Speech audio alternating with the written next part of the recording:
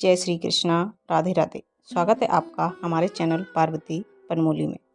चैत्र नवरात्रि की शुरुआत हो चुकी है।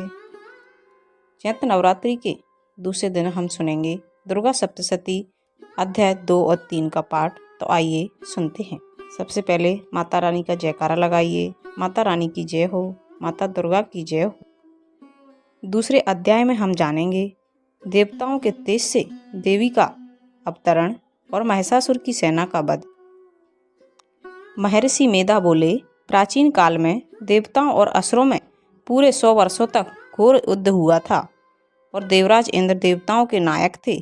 इस युद्ध में देवताओं की सेना परास्त हो गई थी और इस प्रकार संपूर्ण देवताओं को जीत महिषासुर इंद्र की गद्दी पर बैठ गया। युद्ध के बाद हारे हुए देवता प्रजापति श्री ब्रह्मा जी को साथ लेकर उस स्थान पर पहुँचे जहाँ पर कि भगवान शंकर विराजमान थे।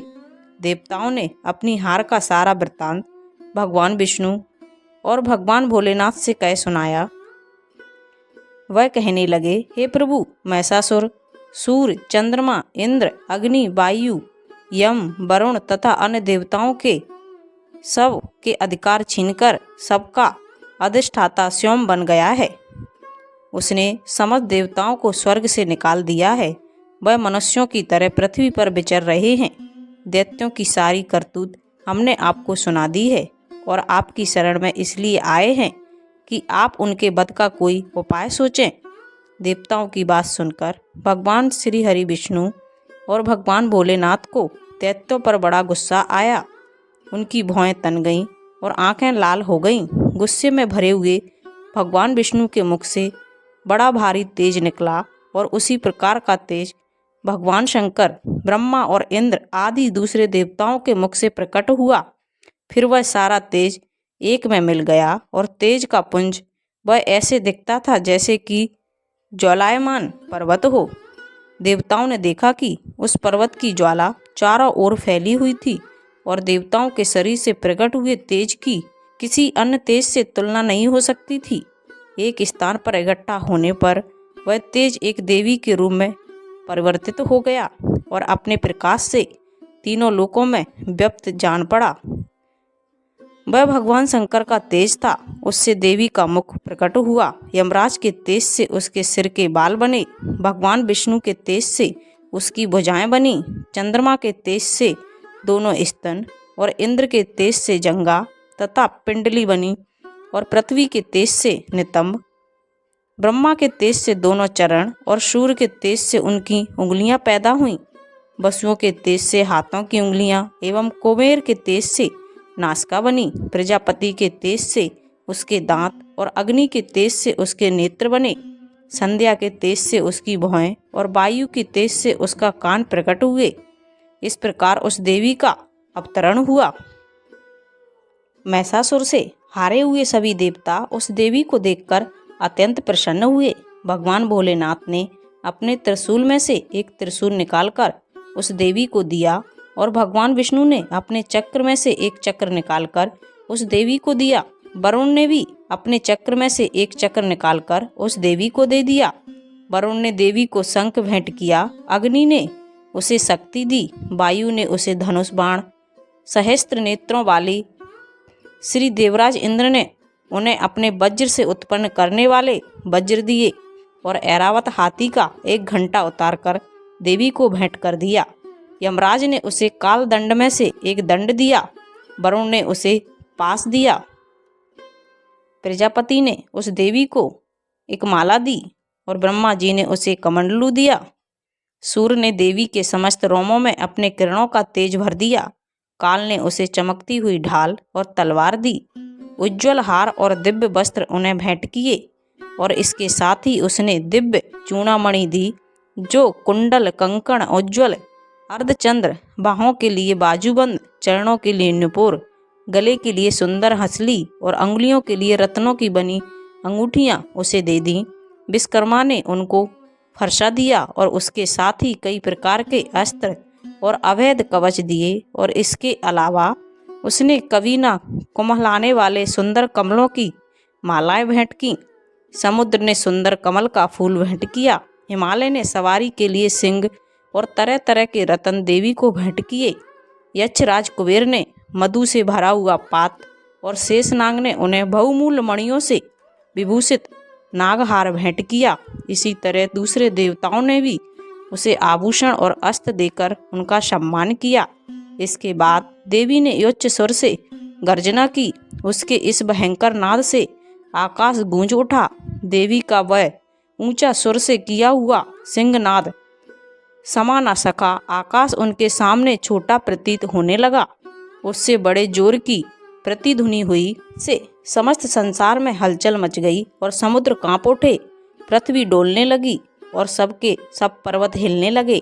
देवताओं ने उस समय प्रसन्न हो सिंह वाहनी जगतमयी देवी से कहा, हे देवी, तुम्हारी जय हो। इसके साथ महर्षियों ने भक्ति भाव से विनम्र होकर उनकी स्तुति की। संपूर्ण त्रिलोकी को शोक मगन देखकर दैत्यगण अपनी सेनाओं को साथ लेकर और हथियार आदि सजाकर उठ खड़े हुए। महिषासुर के क्रोध की कोई सीमा नहीं थी। उसने क्रोध में भरकर कहा, यह सब क्या उत्पाद है। फिर वह अपनी सेना के साथ उस ओर दौड़ा जिस ओर से भयंकर नाद का शब्द सुनाई दिया था, और आगे पहुंचकर उसने देवी को देखा, जो कि अपनी प्रभा से तीनों लोकों को प्रकाशित कर रही थीं। उसके चरणों के भार से पृथ्वी दबी जा रही थी। माथे के मुकुट से आकाश में एक रेखा सी बन रही थी और उसके धनुष की टंकोर ने सब लोग शांत हो रहे थे। देवी अपने सहस्त्र भुजाओं को संपूर्ण दिशाओं में फैला खड़ी थी। उसके पश्चात उनका दैत्यों के साथ युद्ध छिड़ गया और कई प्रकार के अस्त्र शस्त्रों से सबकी सब दिशाएं उद्भासित होने लगीं। महिषासुर की सेना का सेनापति छिचुर नामक एक महान असुर था। वह आगे बढ़कर देवी के साथ युद्ध करने लगा और दूसरे दैत्यों की चतुर्गणी सेना साथ लेकर चामर भी लड़ने लगा और 60,000 महारथियों को साथ लेकर उदुग्र नामक महादैत्य आकर युद्ध करने लगा और महाहनु नामक असुर 1 करोड़ रथियों को लेकर, असिलोमा नामक असुर 5 करोड़ सैनिकों को लेकर युद्ध करने लगा। बासकल नामक असुर 60 लाख असुरों के साथ युद्ध में आ अड़ा। बिड़ाल नामक असुर 1 करोड़ रथियों के साथ लड़ने को तैयार हुआ। इन सब के अलावा और भी हजारों असुर हाथी और घोड़े के साथ लड़ने लगे और इसके पश्चात महिषासुर करोड़ों रथों, हाथियों, घोड़ों सहित वहां आकर देवी के साथ लड़ने लगा। सभी असुर तोमर, बिंदीपाल, शक्ति, मुंशल, खंडगों, फरसों, पट्टियों के साथ रणभूमि में देवी के साथ युद्ध करने लगे। कई शक्तियां फेंकने लगे, कोई अन्य शस्त्र आदि। इसके पश्चात सबके सब दैत्य अपनी अपनी तलवारें हाथों में लेकर देवी की ओर दौड़ने लगे और उसे मार डालने का उद्योग करने लगे। मगर देवी ने क्रोध में भरकर खेल ही खेल में उन सब शस्त्र अस्त्रों को काट दिया। इसके बाद ऋषियों और देवताओं ने देवी की स्तुति आरंभ कर दी और वह प्रसन्न होकर असुरों के शरीर पर अस्त्र शस्त्रों की वर्षा करती रहीं। देवी का वाहन भी क्रोध में भरकर दैत्य सेना में इस प्रकार विचरने लगा जैसे कि वन में दावानल फैल रहा हो। युद्ध करती हुई देवी ने क्रोध में भर जितने श्वासों को छोड़ा, वह तुरंत ही सैकड़ों हजारों गणों के रूप में परिवर्तित हो गईं। फरसे, बिंदीपाल, खड़ग तथा पट्टिस इत्यादि शस्त्रों के 7 दैत्यों से युद्ध करने लगीं। देवी की शक्ति से बड़े हुए वह गण दैत्यों का नाश करते हुए ढोल, शंख, मृदंग आदि बजा रहे थे। उसके बाद देवी ने त्रिशूल, गदा, शक्ति, खड़ग आदि से सहस्त्रों असुरों को मार डाला। कितनों को घंटे की भयंकर आवाज से ही यमलोक पहुंचा दिया। कितने ही असुरों को उसने पास में बांधकर पृथ्वी पर घसीट घसीट कर मारा। कितनों को ही अपनी तलवार से टुकड़े टुकड़े कर दिए और कितनों को गदा की चोट से धरती पर सुला दिया। कई दैत्य मसूल की मार से घायल होकर रक्त बमन करने लगे और कई सूल से छाती फट जाने के कारण पृथ्वी पर लेट गए और कितनों की बाण से कमर टूट गई। देवताओं को पीड़ा देने वाले दैत्य कट कट कर मरने लगे। कितनों की बाहें अलग हो गईं, कितनों की ग्रीवाएं कट गईं, कितनों के सिर कट गए, दूर दूर भूमि पर लुढ़क गए। कितनों के शरीर बीच में से कट गए और कितनों के जांघाएं कट गईं और वह पृथ्वी पर गिर पड़े। कितने ही सिरों और पैरों के कटने पर भी भूमि पर से उठ खड़े हुए और शस्त्र हाथ में लेकर देवी से लड़ने लगे। और कई दैत्यगण भूमि में बाजों की ध्वनि के साथ नाच रहे थे। कई असुर जिनके सिर कट चुके थे बिना सिर के धड़ से ही हाथ में शस्त्र लिए हुए लड़ रहे थे। दैत्य रह रहकर ठहरो ठहरो कहते हुए देवी को युद्ध के लिए ललकार रहे थे। जहाँ पर यह घोर संग्राम हुआ था वहाँ की भूमि रथ, हाथी, घोड़े और असुरों की लाशों से भर गई थी और असुर सेना के बीच में रक्तपात होने के कारण खून की नदियां बह रही थीं। और इस तरह देवी ने असुरों की विशाल सेना को क्षण भर में इस तरह से नष्ट कर डाला जैसे तृणकाष्ठ के बड़े समूह को अग्नि नष्ट कर डालती है।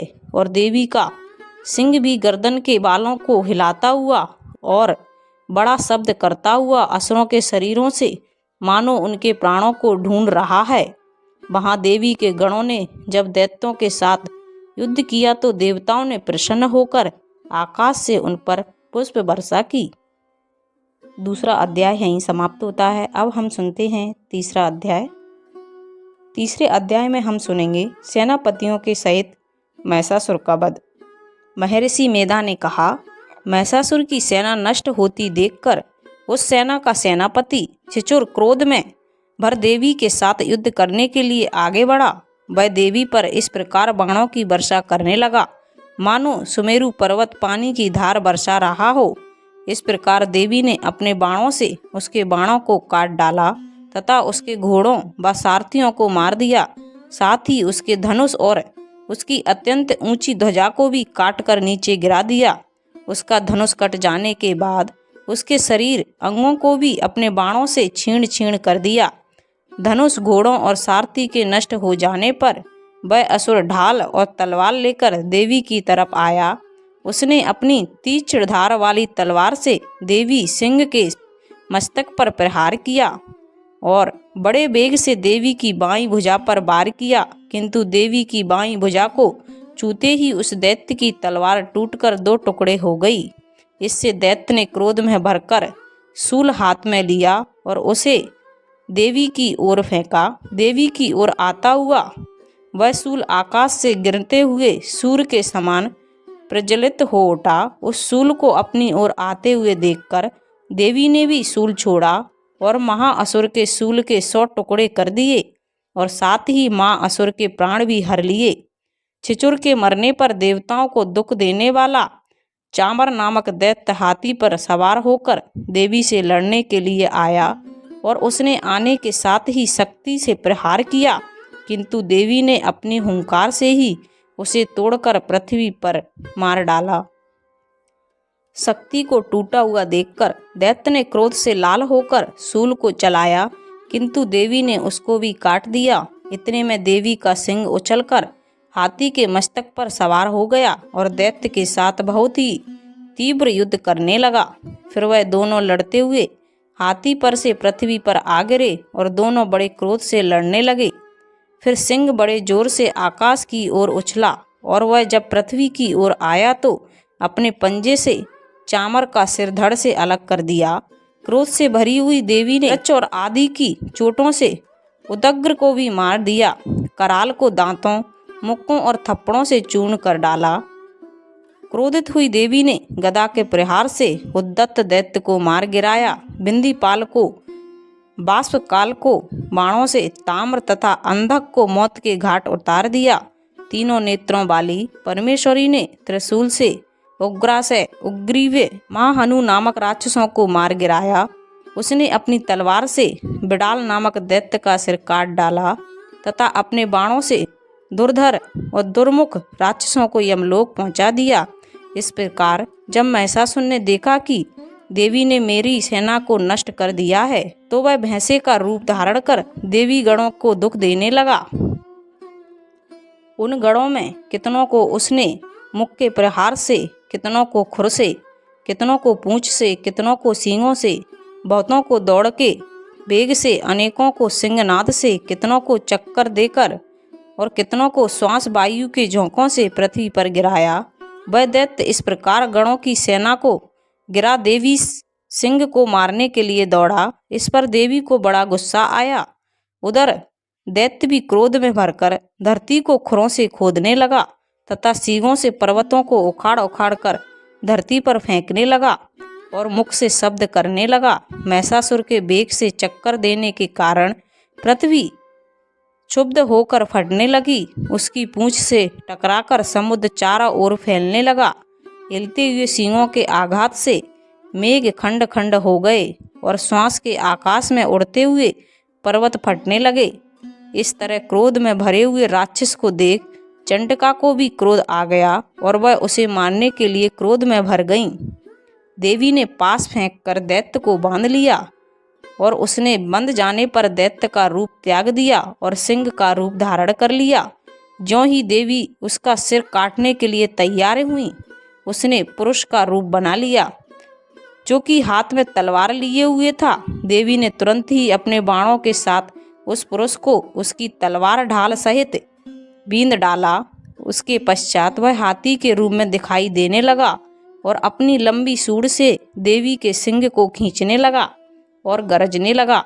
देवी ने अपनी तलवार से उसकी सूंड काट डाली। तब राक्षस ने एक बार फिर भैंसे का रूप धारण कर लिया और पहले की तरह चर अचर जीवों सहित समस्त त्रिलोकी को व्याकुल करने लगा। उसके पश्चात क्रोध में भरी हुई देवी बारंबार उत्तम मधु का पान करने लगीं और लाल लाल नेत्र करके हंसने लगीं। उधर बलवीर तथा मद से क्रोध हुआ दैत्य भी गरजने लगा। अपने सींगों से देवी पर पर्वतों को फेंकने लगा। देवी अपने बाणों से उसके फेंके हुए पर्वतों को चूड़ करती हुई बोली, ओ मूढ़, जब तक मैं मधुपान कर रही हूँ तब तू गरज ले और उसके पश्चात मेरे हाथों से तेरी मृत्यु हो जाने पर देवता गरजेंगे। महर्षि मेधा ने कहा। यूं कहकर देवी उछलकर उस दैत्य पर जा चढ़ी और अपने पैरों से दबाकर शूल से उसके गले पर आघात किया। देवी के पैर से दबने पर भी दैत्य अपने दूसरे रूप से अपने मुख से बाहर होने लगा। अभी वह आधा ही बाहर निकला था कि देवी ने अपने प्रभाव से उसे रोक दिया। जब वह आधा निकला हुआ ही दैत्य युद्ध करने लगा तो देवी ने अपनी तलवार से उसका सिर अलग कर दिया। उसके पश्चात सारी राक्षस सेना हाहाकार करती हुई वहां से भाग खड़ी हुई और सब देवता अत्यंत प्रसन्न हुए तथा महर्षियों सहित देवी की स्तुति करने लगे। गंधर्व राज गान करने तथा अप्सरा नृत्य करने लगीं। तो ये थी नवरात्रि के दूसरे दिन अध्याय दुर्गा सप्तशती का अध्याय 2 और 3 का पाठ। अगर आपको अच्छा लगे तो प्लीज़ चैनल को लाइक शेयर सब्सक्राइब कीजिए, साथ में बेल आइकन को ऑन कर लीजिए ताकि जब भी लेटेस्ट वीडियो अपलोड करें उसकी जानकारी सबसे पहले आपको मिल जाए। और कमेंट में जय माँ दुर्गा अवश्य लिखिए। Thank you.